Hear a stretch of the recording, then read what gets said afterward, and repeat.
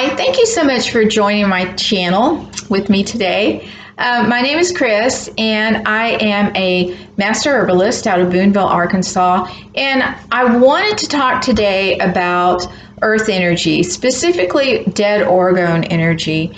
And you may be wondering, well, what does that have to do with herbalism? And it has a lot to do with herbalism, especially if you're trying to grow your own herbs, because this energy affects everything. I mean, essentially, it affects everything that grows, all the plant life, and it also affects human health as well. And so the first time I heard about this, it was probably about 5 or 6 years ago, and I was watching a show on Gaia Network called Wisdom Teachings by David Wilcock, and he had probably about 3 episodes talking about this phenomena of this energy that comes up from the earth, and it affects things.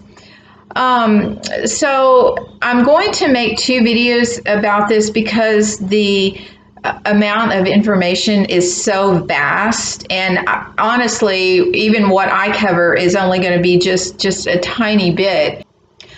So this energy is called dead orgone energy, and it comes up from 2 places on the earth. It comes up either from cracks, like fissures, like if you think of a fault line in the earth, this energy is coming up and out of these cracks, and there are these cracks all over the place. I mean, you have no idea. You think that you're on solid ground, or you're on solid granite or solid clay or whatever. There are still cracks. There's cracks everywhere, all over the earth. Every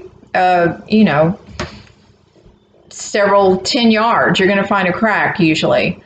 It's also emitted from water sources. So we tend to only think of streams and rivers and things like that on top of the earth, but there's the exact same thing underneath, and we just don't know it because we don't see it. And so this energy is also made from coming up from these streams and rivers and things like that are underneath our feet. Also, when people put in water lines, it also creates this energy. So anywhere there's a water line, it will emit this energy. And so the reason that you are concerned about it is because it causes stress.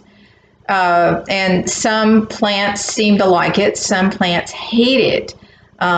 So like if you ever see a tree that just looks tortured, sometimes it's caused by wind. I mean, if you're out west and a tree is like on the side of a cliff and it's twisted and mangled, and that the wind whips through, the side of the canyon and is having an effect on that tree, well, okay, that's wind is the cause for that. But when you're in a place like central Arkansas where there isn't wind like that, but you still see these trees that are just tortured and mangled, and it looks like they're trying to get away from something, they actually are. They're trying to get away from this dead orgone energy that's coming up, and it stresses them out. Also, another way that you can see the effect of this energy is like if you ever see a hedgerow, and it's like this beautiful hedgerow, perfect, except for this one place, this one spot that's probably, usually about 2 feet wide. The tree doesn't grow, or the bush, and you're thinking, oh well, that's just a bad bush, but it really isn't. You bought all of the bushes at the same time. You treated them the same. You watered them all at the same time, but this one spot just refuses to grow. And more likely than not, there's a fissure or there's a water stream or something underneath that particular section of earth that plant doesn't like. It's stressed out and it just refuses to grow in that spot. The best way to find these energy lines I found is through dowsing. And when I heard about this, I couldn't wait to run out, well, actually get online and order my set of dowsing rods. Dowsing rods run, you can buy a good set of dowsing rods for under $20 usually.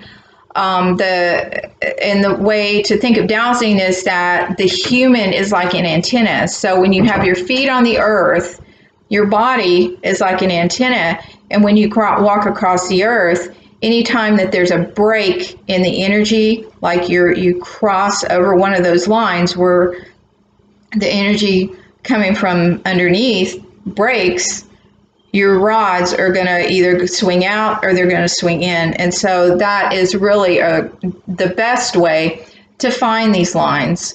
Another way to find these lines is just look for the clues. So, you can see one, like, for example, the tree in my front yard. It's like leaning away. It looks like it's angled away from something. And then I can look and say, oh, okay, the tree kind of looks funny. What are some other clues? And probably in line with it, there's a spot in the concrete that's cracked because concrete doesn't set very well over this type of energy. You can keep replacing and patching a concrete spot that has cracked, and if there's this energy line running underneath it, it'll never set. It'll always crack. It will never be fixed. It just will not. One time I had made some bricks, you buy the gardening template things, and then you put your own concrete in it to make stepping stone pathways and stuff like that, decorative for the garden. And I made some in the front yard and I made some in the backyard. And the ones in the backyard set beautifully. I mean, it was perfect. The ones in the front yard, I had several of them that would not set. And it's like, well, for a long time I thought it was, well, maybe it was a type of concrete. Maybe I didn't mix the concrete right.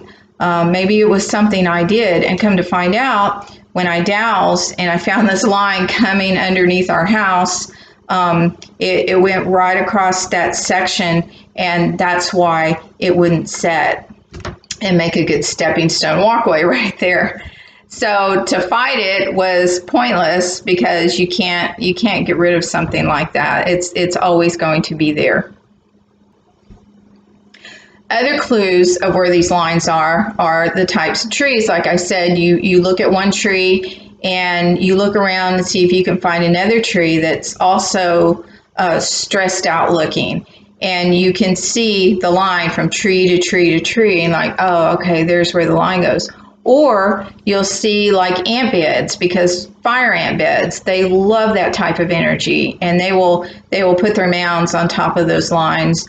Mistletoe likes it as well. Also thorny bushes, so like blackberries or thistles or something of that nature.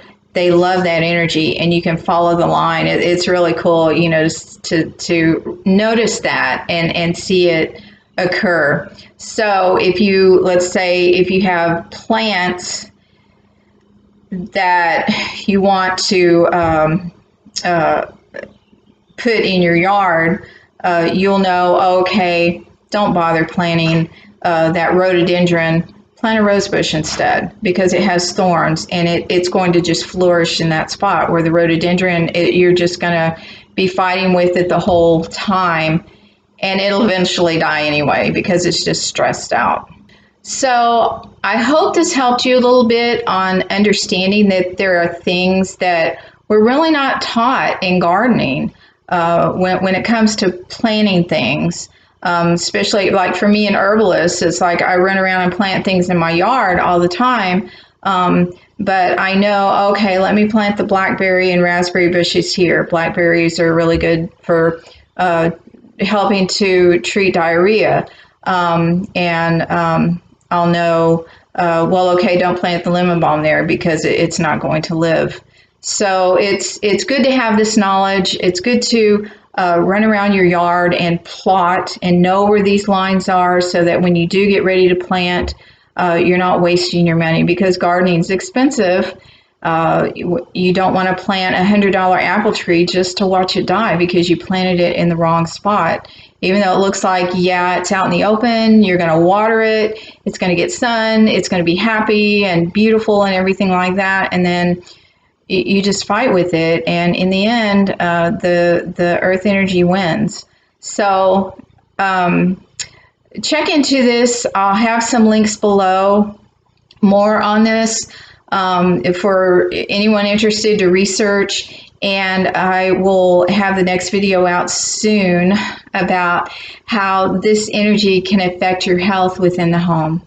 So thank you for joining me again, and here's to your health.